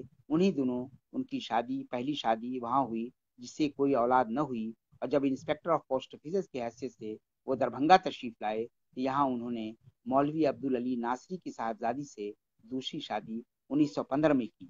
ان کی بیوی سیدہ کنیز فاطمہ اس خاندان سے تھیں جن کا تعلق خانوادہ حضرت بدر عالم زاہدی چھوٹی درگاہ بہار شریف سے تھا۔ اس خاندان کے پہلے بزرگ جو دربھنگہ آئے وہ حضرت مخدوم شاہ محمد ناصر تھے، جو یہاں حضرت مخدوم شاہ سلطان اصفہانی کے مرید خاص اور خلیفہ تھے۔ سیدہ کنیز فاطمہ کے چچا حضرت مولانا منور علی بانی مدرسہ امدادیہ لہریہ سرائے دربھنگہ ایک جید عالم، بعمل صوفی اور ریشمی رومال سے موسوم انقلابی تحریک میں اپنے استاد حضرت مولانا شاہ امداد اللہ مہاجر مکی رحمۃ اللہ علیہ کے خاص شرکا میں تھے۔ جن دنوں سید امیر علی منگیر میں ہیڈ پوسٹ ماسٹر تھے، ان کے ہاں مظہر امام کی پیدائش صبح صادق کے وقت ہوئی۔ اب یہ ہے کہ پھر مظہر امام کے سلسلے میں کہ مظہر امام کے گھر کا ماحول مذہبی تھا، صوم و صلات کی سخت پابندی تھی۔ ان کے والد ہر ظہر کی نماز کے بعد قرآن کی تلاوت باقاعدگی سے کرتے تھے، نیز اوراد و وظائف میں بھی مشغول تھے۔ شعر و ادب سے انہیں دلچسپی نہیں تھی۔ بہرحال اب آئیے میں آؤں کہ مظہر امام کی ابتدائی تعلیم مدرسہ حمیدیہ قلعہ گھاٹ دربھنگہ میں ہوئی، اور اس کے بعد انہوں نے مارواڑی ہائی اسکول میں ان کا داخلہ ہوا اور پھر وہ نارتھ بروک ضلع ہائی اسکول دربھنگا میں سے 1942 میں میٹریکولیشن کیا اور مقامی سی ایم کالج سے 1951 میں امتیازی حیثیت سے بی اے کیا۔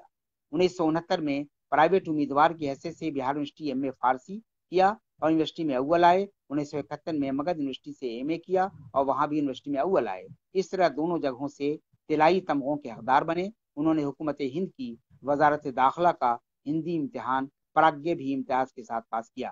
ابتدا میں مظہر امام کو شعر و ادب سے ایک طرح کی بیزاری تھی اور درسی کتابوں کی طرف تمام توجہ مبذول رہتی تھی، لیکن سن 1941 میں دربھنگا میں مقامی انتظامیہ کی جانب سے زراعتی نمائش کے موقع پر ایک طرحی مشاعرہ منعقد ہوا، جس کے لیے جگر مراد آبادی کا یہ مصرع بطور طرح دیا گیا کہ نادیدہ ایک نگاہ کیے جا رہا ہوں میں۔ وہی پہلا مشاعرہ تھا جس میں مظہر امام نے شرکت کی اور اسی شرکت نے ان کے ادبی اور شعری ذوق کو مہمیز لگائی۔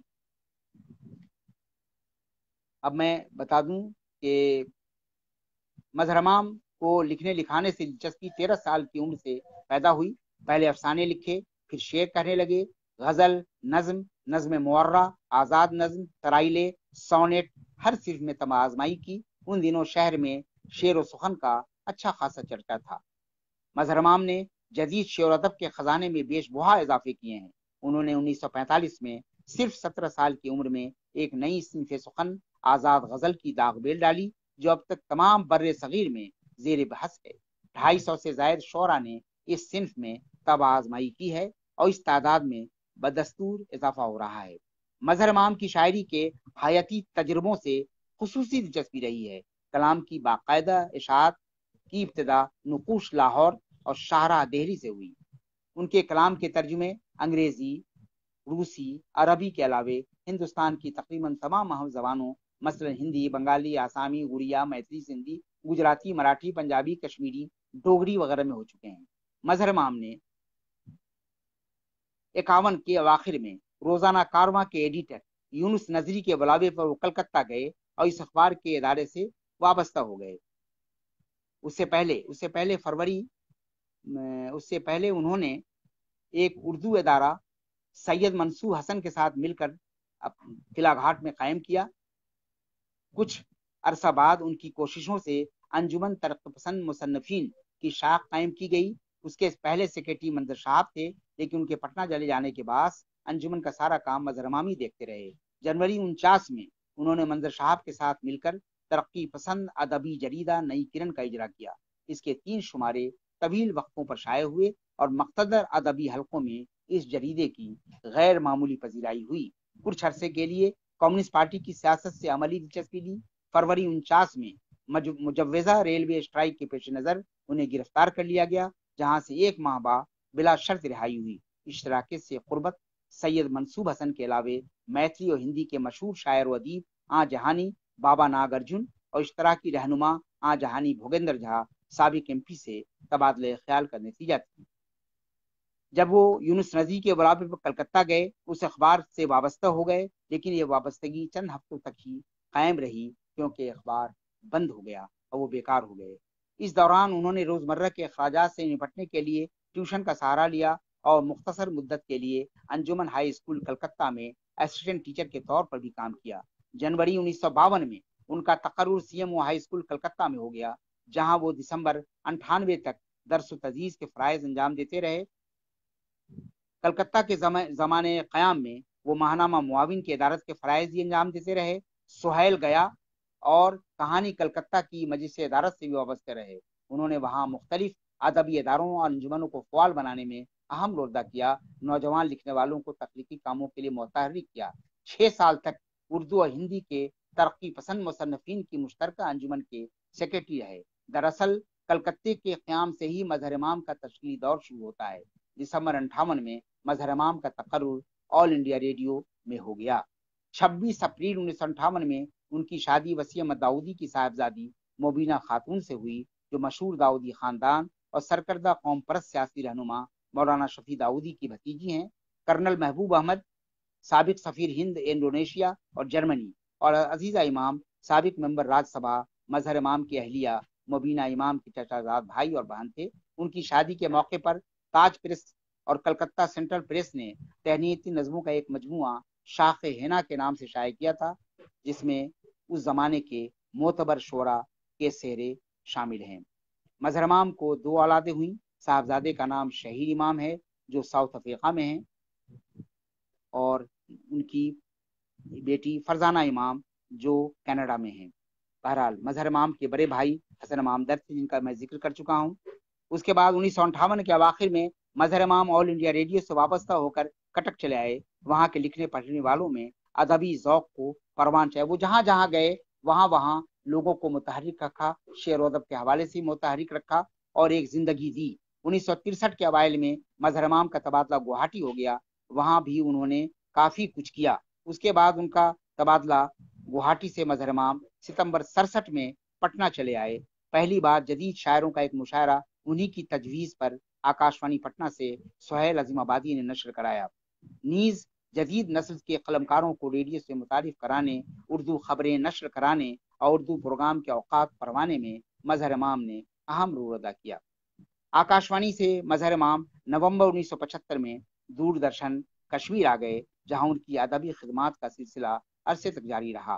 تمام علمی و ادبی انجمنوں میں حصہ لیتے رہے۔ اقبال صدی تقریبات کو کامیاب بنانے میں بھی ان کا حصہ رہا، جس کی وجہ سے شیخ محمد عبداللہ ان کی بڑی قدر کرتے رہے۔ سری نگر میں ان کا فلیٹ ملکی اور غیر ملکی ادیبوں اور شاعروں کی بہترین آماجگاہ رہا۔ مظہر امام دوردرشن سری نگر کشمیر میں سینئر ڈائریکٹر کے عہدے پر فائز رہ کر 31 مارچ 1988 کو سرگزشت ہوئے۔ ان دنوں ریاست جموں و کشمیر میں حکومت ہند کی وزارت اطلاعات و نشریات کی انٹر میڈیا پبلسٹی کم کوارڈینیشن کمیٹی کے وائس چیئرمین بھی رہے۔ مظہر امام آکاشوانی اور دوردرشن سے کم و بیش 30 سال وابستہ رہے۔ اس درمیان انہوں نے آکاشوانی پروگراموں کی ترتیب، پیشکش اور نظم و نسق کی ٹریننگ لی، دوردرشن پروگراموں کی پیشکش اور تقریر مہارت کا ڈپلومہ حاصل کیا، وغیرہ وغیرہ۔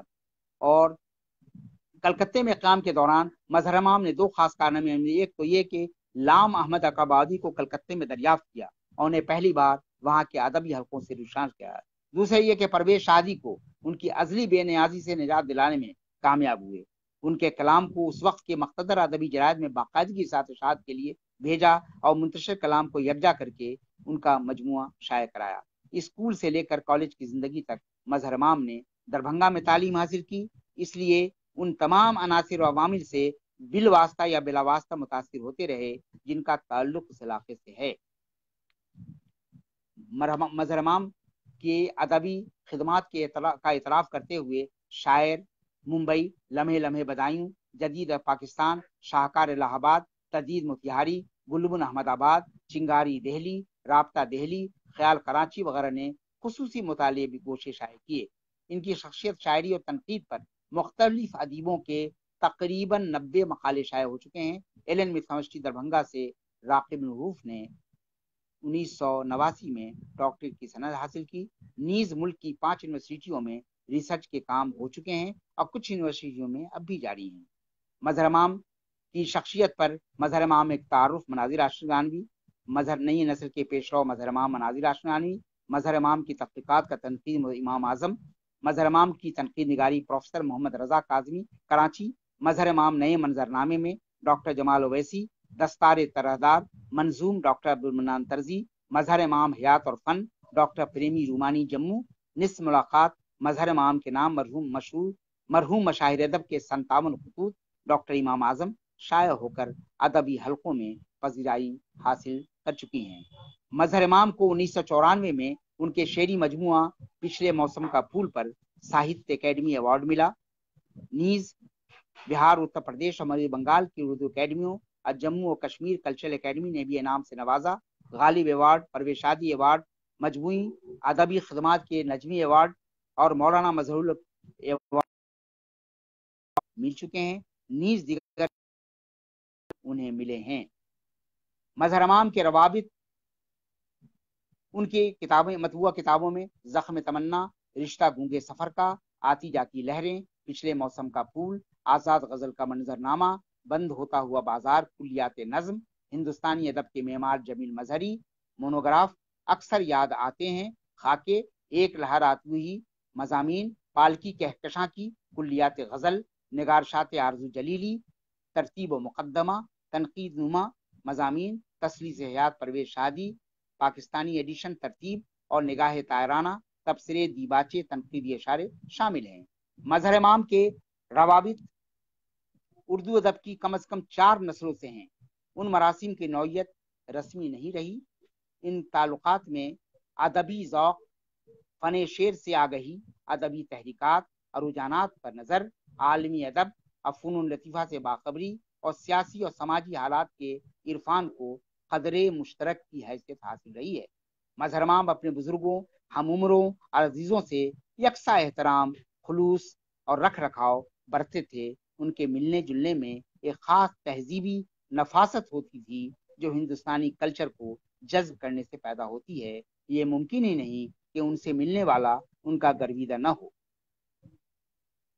मजहर इमाम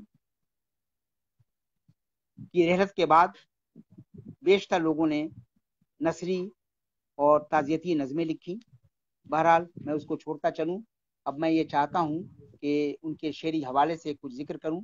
मजहर इमाम अचानक तरक्की पसंदी को रद्द करके जदीदियत के किले में दाखिल हुए थे। इस किताब की इब्तिदा यानी जो ज़ख्म तमन्ना है उनकी किताब, उसे एक शेर से की है उन्होंने कि ढूंढा है अगर ज़ख्म तमन्ना ने मदावा, एक नबी से बीमार की बात आ ही गई है।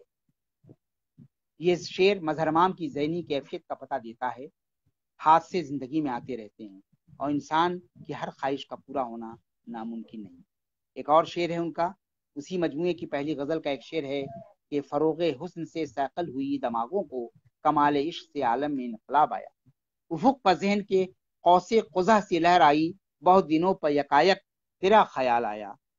इसी तरह उनका एक शेर है कि उर्दू की इश्किया शायरी में वस्ल फराक के किस्से आम हैं, लेकिन जदीद दौर में इस दौर का इंसान अपनी पायदारी को शिद्दत से महसूस कर रहा है। किस लम्हा क्या हो जाए कोई नहीं जानता। ये शेर देखें, ये मजहर इमामी के अशार में सुना रहा हूँ। ये दौर गम है तेरे तगाफुल का आईना, शाम फराक है न ये सुबह वसाल है। तगाफुल महबूब का पुराना शियार रहा है, लेकिन इसको नए जाविये से देखने का काम बहुत कम लोगों ने किया है। गालिब का मशहूर शेर है कि पूछते हैं वो कि गालिब कौन है, कोई बतलाओ कि हम बतलाएं क्या। अब महबूब के तगाफुल पर पड़े तमाम पर्दों को मजहर इमाम इस तरह उठाते हैं, अब अगर तेरे तगाफुल से गिला है तो बजा, तू नहीं मुझको बड़े बड़े प्यार से देखा था कभी। मजहर इमाम की गजलों में कुछ ऐसे एहसासात भी हैं जिनको कोई नाम नहीं दिया जा सकता। अगर इनको कोई नाम दे भी दिया जाए तो उनकी सही कैफियत की तर्जुमानी लफ्जों में मुमकिन नहीं। इसी तरह मजहर इमाम का एक निहायत मशहूर शेर है जिसे बाज नावाकिफकारों ने साहिल लुधियानवी से भी मंसूब किया है। ये शेर एक मारूफ फिल्म गुमनाम के मुकालमे में भी शामिल किया गया है। सादगी में पुरकारी इसे ही कहते हैं कि आपको मेरे तारुफ की जरूरत क्या है, मैं वही हूँ कि जिसे आपने चाहा था कभी। ये मजहर इमाम की गजल, जिस गजल में ये शेर है वो शमा में छपी थी। उस जमाने में बड़ी बहस चली थी इस पर। तो मजहर इमाम ज़ख्म तमन्ना में शामिल बेशतर गजलों में उनका लबो लहजा और उनके दूसरे मजमुए रिश्ता गूंगे सफर का और तीसरे मजमुआ पिछले मौसम का फूल से मुख्तलिफ है, लेकिन खालिस तगज़ुल के अशार गजलिया लवाजिम के साथ मौजूद हैं कि काकुले वक्त में सुलझाव नजर आता है, आपने जुल्फ़े परेशान को सवारा तो नहीं, ख्वाब देखे तो बहुत मैंने शबिस्तानों में, तू मेरे ख्वाबों की ताबीर है, मालूम न था उनको दे आए हैं खुद अपनी मोहब्बत के खतूत, गम गुसारों की जरा नाम बरी तो देखो, क्या हुआ मुझ पर अगर अक्ल का इल्जाम आया, आपका राज किसी तरह छुपाया तो सही, इश्क को बेनयाज पाया है, हुस्न की बेबसी भी देखी है, आज की रात ख्याल लबे लाली ही सही, किसको मालूम कि कल रंग सहर क्या होगा, महव होती ही नहीं याद तेरी, कोई बचपन का सबक हो जैसे, तारे तो चमक अपनी दिखाते हैं सहर तक, दिल डूबने लगता है मगर पिछले पहर से, दुश्मनी एहतियात से कीजिए दोस्ती की अदा ना आ जाए। इन अशार को देखने से महसूस होता है कि इनमें शायर की फितरी सलाहियतें पूरी तरह उजागर हैं। गर्चे इब्तदाई गजलें हैं, गजलों की नोक पलक संवारना, लफ्जों के मुनासिब सौती आहंग को मंदिर नजर रखना, कवाफी और रदीफ के साथ इंसाफ करना और इफ़हाम व तफ़हीम को आसान बना देना मजहर इमाम का फनी वस्फ रहा है। अब ये शेर देखिए, मीर का ये शेर है कि फिरते हैं मीर खार कोई पूछता नहीं, इस आशिकी में इज्जत सादात भी गई। मुहिब सन्नाटे की तरफ ले जाता है जिसके आगे का सफर मालूम है, लेकिन मजहर इमाम की कलामी हमें मजीद सोचने के मजबूर करती है। वो कहते हैं, रहा करती है हसरत बन के दिल में, मताए आरजू लुटती नहीं है, और गालिब के तखातुब में तंज शिकवा है। हर एक बात पे कहते हो तुम कि तू क्या है, तुम ही कहो कि अंदाज गुफ्तगू क्या है। मजहर इमाम के तखातुब में शिकवा तो है, लेकिन शिकवे में अपनेपन का एहसास भी है कि तुमने तो मंजिलों के निशान तक मिटा दिए, हम लेके जाएं अपना शऊर सफर कहाँ। फैज का एक मशहूर शेर है कि गुलों में रंग भरे बाद नौ बहार चले, चले भी आओ कि गुलशन का कारोबार चले। मजहर इमाम इस तरह मुखातब होते हैं, आओ और करीब आ जाओ, वक्त भी रास्ता तकता होगा। इकबाल ने जुनून और अक्ल के दरमियान इस तरह फर्क किया है, बेखतर कूद परा आतिश नमरूद में इश्क, अक्ल है माहवे लब तमाशाए लबे बाम अभी। मजहर इमाम फरमाते हैं कि मंजिलों के धुन में दीवाने रहे, अक्ल वाले चादरें ताने रहे। तो मजहर इमाम के सोचने और कहने के फन और अंदाज में एक नयापन है। अगर किसी पुराने मजमून को भी बांधा है तो उसमें नई बात पैदा करने की कोशिश की है और नया लहजा भी अपनाया है। ये शायर की शायराना सलाबत की दलील है। मजहर इमाम का दूसरा मजमुआ मजमुए कलाम रिश्ता गूंगे सफर का नए हद का तर्जुमान है। उनकी शायरी में फिक्र व असलूब की जो तब्दीलियां हुई हैं वो इस मजमुए में नुमाया है। इस मजमुए में जो पहली गजल शामिल है, इसका मतलब ही इस हद की तर्जुमानी है कि वुसअतें अपनी लिए सिमटी हुई दुनिया मैं हूँ, मैं समुंदर हूँ मगर खुद प्यास के सहारा में हूँ। मजहर इमाम के नजदीक शायरी सदाए असर है जो गुंबद फरदा में महबूस है। बद्दुआ किस लम्हा हाजिर की है मुझ पर इमाम, हूँ सदाए अस लेकिन गुंबद फरदा में। इस हद में अपनी राह बनाने की जरूरत होती है। विरासत में मिली हुई कोई चीज काम नहीं आती है। कहते हैं कि उठ गई है दूसरों की राह पर चलने की रस्म, अब वो अपने साथ अपना नक्श पा ले जाएगा। इसी तरह मजहर इमाम ने रिलेटिविटी की थ्योरी के तमाम हदूद तोड़ डाले हैं। मसलन मिसाल के तौर पर ये शेर देखिए कि दीवारें हिल रही हैं जमानो मकान की, गिरता हुआ यह घर कोई आकर संभाल दे। और इस आहत कालमिया देखिए, अपने घर में यहाँ तक कि अपने घर में भी नहीं कि घर से घबराऊं तो निकलूं दमे सुबह, शाम को लौट के फिर घर आऊं। सच्चाई के साथ जीना उस जमाने में दुश्वार है। तमाम मिसालियत परस्ती फरेब है और तजर्बा हमें किसी और सिमत ले जाता है। सच के सहरा में उन्हें ढूंढ के थक हार गए, झूठ के शहर में यारों का बसेरा निकला। इसी तरह मजहर इमाम के मजमुआ पिछले मौसम का फूल में एक हम 54 गजलें और 3 आजाद गजलें शामिल हैं। ये मजमुआ अपनी नौयत के एतबार से उनके दोनों शेरी मजमुओं से मुख्तलिफ है। ये गजलें कश्मीर के क़याम के दौरान लिखी गई थीं।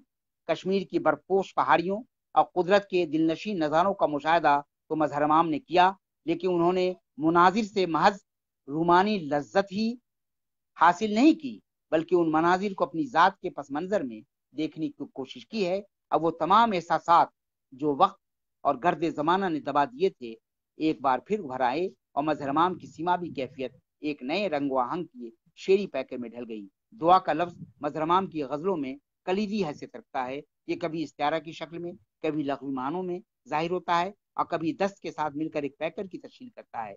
उसकी मानवी जहतें कई इबाद रखती हैं और उनमें ख्याल और तसव्वुर की जो वुसअत और गहराई मिलती है, उससे एक तिलिस्माती तासुर पैदा होता है। हालांकि अशार उमूमन गैर पेचीदा और फारसी की मुश्किल तराकीब से आरी होते हैं। मजहर इमाम के मजमूए कलाम रिश्ता गूंगे सफर का एक मशहूर शेर है, और क्या रखा है मेरे पास ले जाने को, अब मेरा कातिल आएगा मेरी दुआ ले जाएगा।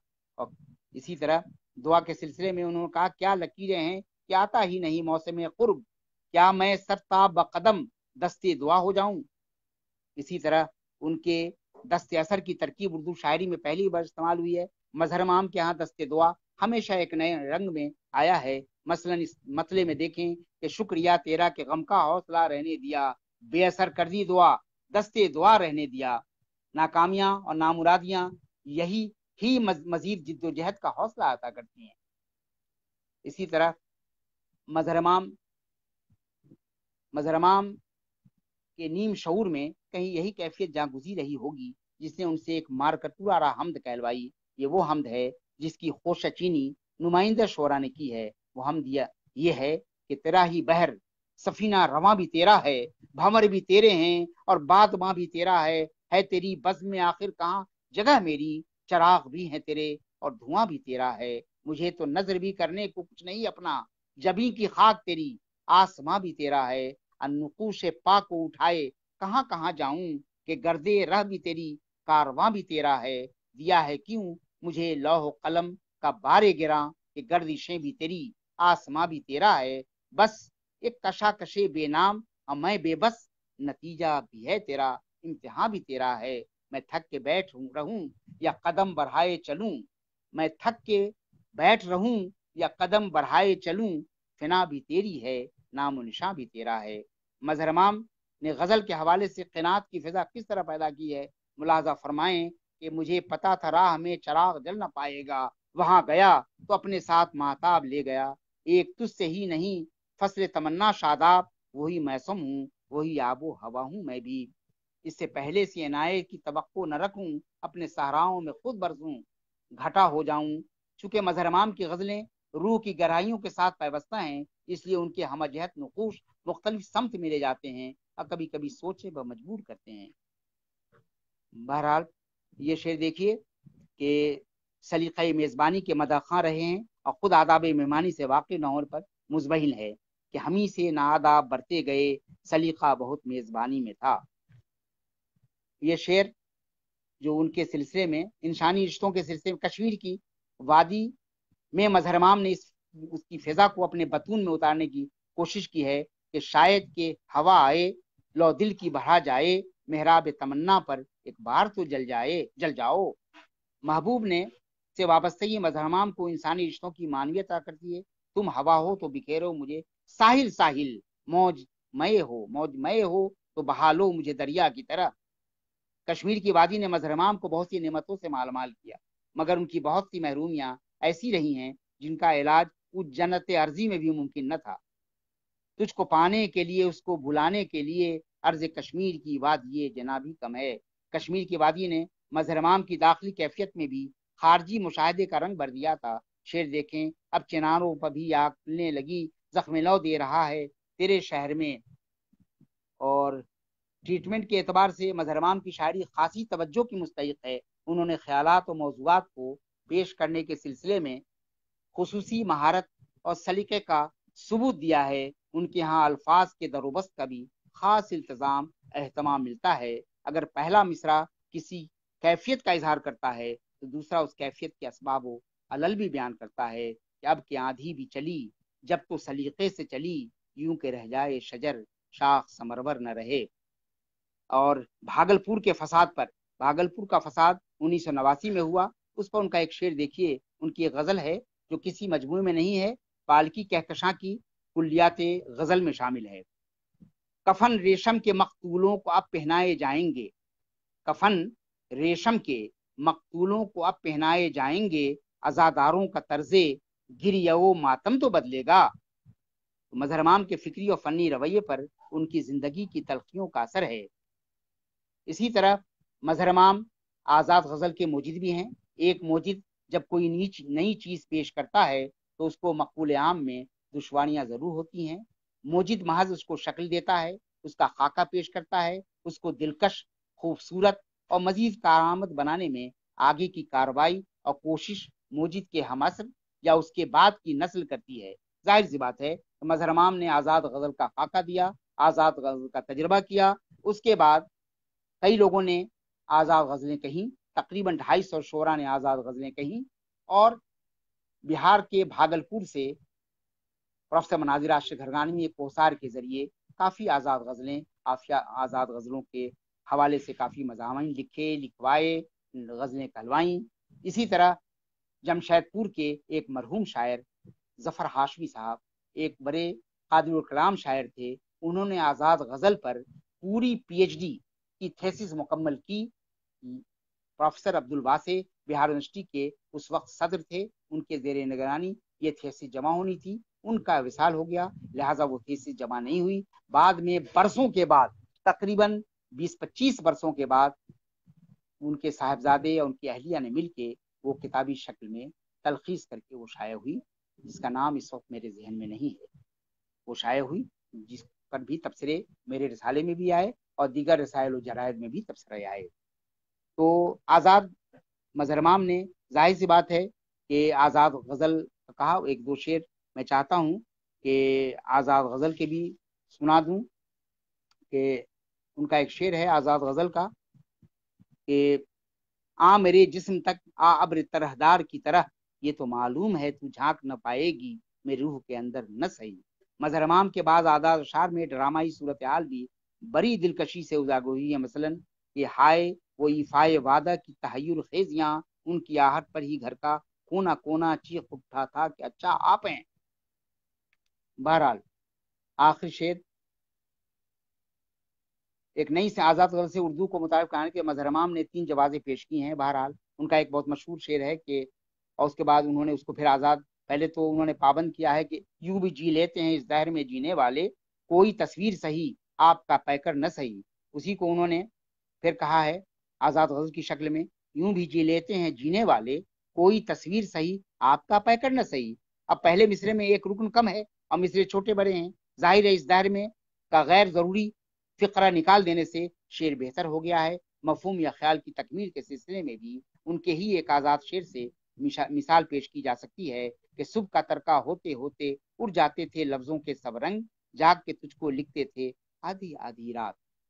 इस आज़ाद शेर को पाबंद शेर में इस तरह तब्दील किया जा सकता है कि सुबह का तरका होते हुए उड़ जाते थे रंग और जाग के तुझको खत लिखते थे आधी आधी रात। लेकिन हकीकत यह है कि लफ्जों के सब रंग का फिक्रा हर को गैर जरूरी नहीं, इसके बगैर ख्याल नामुकम्मल रह जाता है और माना पूरे तौर पर मुतय्यन नहीं होते। आज़ाद गज़ल के बानी की हैसियत से मजहरमाम के तजर्बे महज तजर्बे नहीं बल्कि उनमें खुलूस है, खुलूस भी है। शेरी आहंग की अहमियत इफादत से इनकार करना मुनासिब नहीं। मजहरमाम इसके मोतरफ भी हैं, लेकिन सच्चाई ये है कि गज़ल का शेरी आहंग बरकरार रखते हुए अरकान की कमी बेशी अगर फितरी तौर पर वजूद में आती है तो उसको शायरी के जुमरे से खारिज नहीं किया जा सकता। बहरहाल इसके बाद मजहरमाम ने के पहले दोनों में ज़ख्म तमन्ना नज़में मिलती हैं, उनकी नज़में भी बड़ी अहम हैं और नज़मों के सिलसिले में भी काफ़ी कुछ लिखा जा चुका है और लिखा जा रहा है कि मजहरमाम इश्किया यानी एरोटिक और सेंसुअस नज़मों में एक मखसूस नौ की दिल नवाजी है। कुर्बे दोस्त में उन कैफियत और एहसासात का बयान है जो महबूब की आमद से आशिक के दिल में पैदा हुए। तारे उतर के आए हैं गर्दों से खाक पर, पस्ती है सर बुलंद जमी आसमां है आज। इस सिलसिले की एक नहायत खूबसूरत नज्म अपनी मोहब्बत के लिए है जो बंद होता हुआ बाजार में, उसका उन्वान उन्होंने पाक निगाहों की हया कर दिया है। इस नज्म में जिस्मानी मोहब्बत को जिस मुहाबा लेकिन नाजुक शाराना जबान में पेश किया गया है उसकी मिसाल दूसरी जगह मिलनी मुश्किल है। खुश आहंगी उन नज्मों का बड़ा वस्फ है। मजहर इमाम के यहाँ अल्फाज का इस्तेमाल तख्लीकियत आमेज है और उनकी तिमसालों में एक इनफरादी ताज़ाकारी है। अब जैसे एक बंद में पेश कर रहा हूँ, इंतजार एक नज्म है उनकी, तू मेरे इंतजार में होगी, मेरी यादों के नर्म नाजुक लब तेरे ख्वाबों को चूमते होंगे, मेरी बातों के मेघ दूत अक्सर दिल की वादी में घूमते होंगे, तू ख्यालों में ढूंढती होगी मेरे होठों की गुमशुदा लज्जत, तकी आंसू से भीगते होंगे, भेजती होगी दिल पे तू लानत। इस नज्म को पढ़ने से के बाद जमील मजहरी की मारकतुल आरा नज्म डरो खुदा से डरो की याद आ जाती है। बहरहाल नज्म फैले हुए हाथ में वो कहते हैं कि दोस्त महबूब रफीक कोई अपना नहीं, गमखार नहीं, घर के अफराद मेरी माँ मेरी बहनें मेरे भाई हो गए नींद की आगोश से तरबनाक में गुम, और मैं यक्का वो तन्हा यूं ही लेटा हुआ तकता हूँ खलाओं के स्याह सीने को। इसलिए नज़म रिश्ते गूंगा के सफर में रिश्ता गूंगे सफर का में शायर एक जगह अपनी महबूबा से कई जन्मों के बाद मिलकर ये कहता है कि तहय्युर से पैदा मुसर्रत के आंसू लिए इस तरह हम मिले जैसे पहले कभी मिल चुके थे, कौन से कारवां से भटकती हुई तुम दोबारा इधर आ गई हो, तुम्हें कौन सी मंजिले जिंदगी की तलब है। वही महबूब से इस कुर्बत के बावजूद दूरी का ये आलम है कि यूं ही कब तलक फोन पर बातें करते रहेंगे, यूं ही फासला जिस्म का लम्स का ایک رشتہ فقط صوت و آواز کا، یہ رشتہ بھی حصہ ہے گونگے سفر کا، یہ کب ٹوٹ جائے اسے یہ پتا ہے۔ یہ نظم آج کے حد کی اس بے بسی کا المیہ ہے، جس میں قربت اور دوری دونوں کا امتزاج ہے۔ دوری کو عقل سے دور کیا، لیکن قربت کی لذتوں سے جو عملی تجربے ہوتے ہیں، اس سے شاعر بیگانہ ہی رہتا ہے، اور یہ خدشہ لگا رہتا ہے کہ پتہ نہیں یہ نامعلوم رشتہ جو صوت و آواز سے پیدا ہو گیا ہے کس وقت ختم ہو جائے۔ مظہر امام کی ظاہر سی بات ہے کہ شاعری کے علاوہ انہوں نے تنقیدیں بھی لکھی ہیں، لیکن وہ کبھی اپنے کو تنقید نگار انہوں نے نہیں کہا۔ مضامین کافی لکھے، خاکے لکھے، اور انٹرویوز تو کافی دیے، اور افسانوی ادب پر تو کافی گہری نظر تھی۔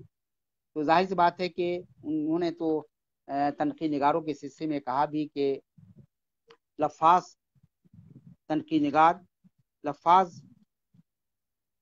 انہوں نے کئی جگہ کوٹ کیا ہے تنقید نگاری کے حوالے سے کہ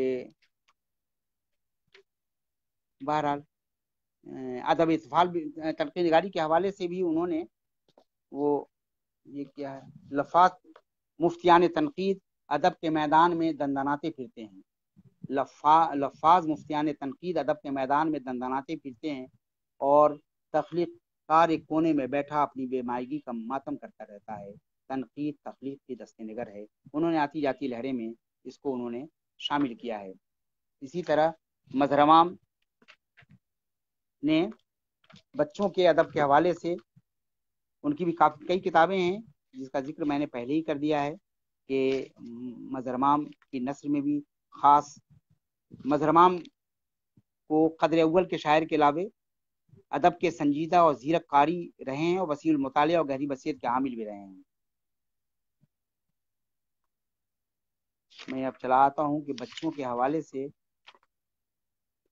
بہت کم لوگ بچوں کے حوالے سے ادب اطفال کے حوالے سے بہت کم لوگ جانتے ہیں۔ ادب اطفال کی اپنی اہمیت ہے۔ ہمارے بہت سے برگزیدہ ادیبوں اور شاعروں نے بچوں کے لیے نظم و نثر میں تخلیقات پیش کی ہیں۔ مظہر امام نے بھی وقتاً فوقتاً بچوں کے لیے نظمیں اور غزلیں کہیں، خصوصاً اس زمانے میں جب ان کا تعلق درس و تدریس سے تھا۔ ریڈیو اور ٹیلی ویژن سے وابستگی کے بعد یہ سلسلہ جاری رہا۔ یہ نظمیں اور غزلیں اپنے فکری تنوع اور زبان و بیان کی سلاست و برجستگی کے اعتبار سے توجہ کی مستحق ہیں۔ ان کا معنی خیزی اور ان میں پیچیدہ اشارے جو بچوں کے دلوں میں زندگی کی مثبت قدروں کے لیے شوق و رغبت پیدا کر سکیں، انہیں خاص مرتبہ عطا کرتے ہیں۔ صبح کا تہوار، طوفانوں کا زور اگر ہے، آؤ کھلونے کھیلنے والوں، روٹی یا چاند جیسی نظمیں اور شریر غزلیں مظہر امام کے کسی مجموعہ کلام میں شامل نہیں ہیں۔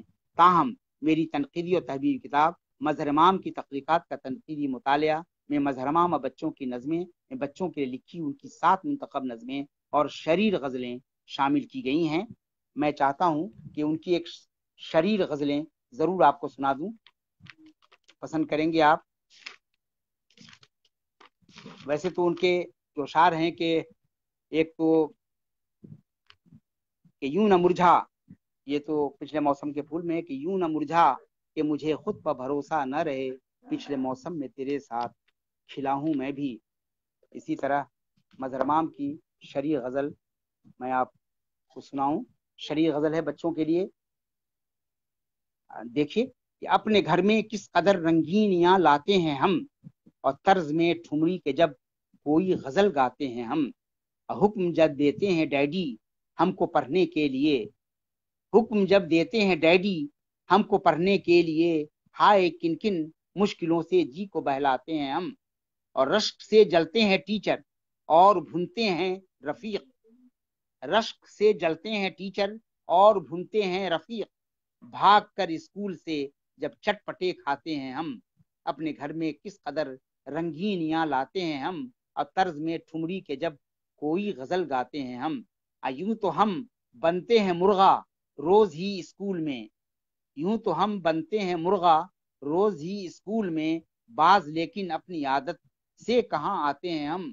ٹوٹتی ہیں کتنی ہی چھڑیاں ہماری پیٹھ پر، ٹوٹتی ہیں کتنی ہی چھڑیاں ہماری پیٹھ پر، مار سے بچنے کو جب جھوٹی قسم کھاتے ہیں ہم۔ اور یہ صفت ہے ہم میں ہرگز بے مزہ ہوتے نہیں، لاکھ اپنے ساتھیوں سے گالیاں کھاتے ہیں ہم۔ اور صاف بچ جاتے ہیں دے کر ماسٹر صاحب کو جل، صاف بچ جاتے ہیں دے کر ماسٹر صاحب کو جل، اور اگر پٹنا ہی پڑ جائے تو پٹ جاتے ہیں ہم۔ اور ایک ٹیچر ہیں کہ جن کا نام ہے مظہر امام، ایک ٹیچر ہیں کہ جن کا نام ہے مظہر امام، ان کی آنکھوں کو ہمیشہ خشمگیں پاتے ہیں ہم، اپنے گھر میں کس قدر رنگینیاں لاتے ہیں ہم۔ اور طرز میں ٹھمری کے جب کوئی غزل گاتے ہیں ہم۔ آپ نے ادب اطفال کے حوالے سے بھی مظہر امام کو سنا، دیکھا، اور جب ان کی تخلیق آپ کے سامنے آئے گی یا حاصل کریں گے تو آپ دیکھیں گے اور پرکھیں گے۔ میں اپنی تحریر یا میں اپنی گفتگو ناظرین کے سامنے اس خطے پر، اپنے ہی اس خطے پر ختم کرتا ہوں کہ راہیں نہیں نکالنا وہ خوب جانتے، راہیں نہیں نکالنا وہ خوب جانتے، فنکار وہ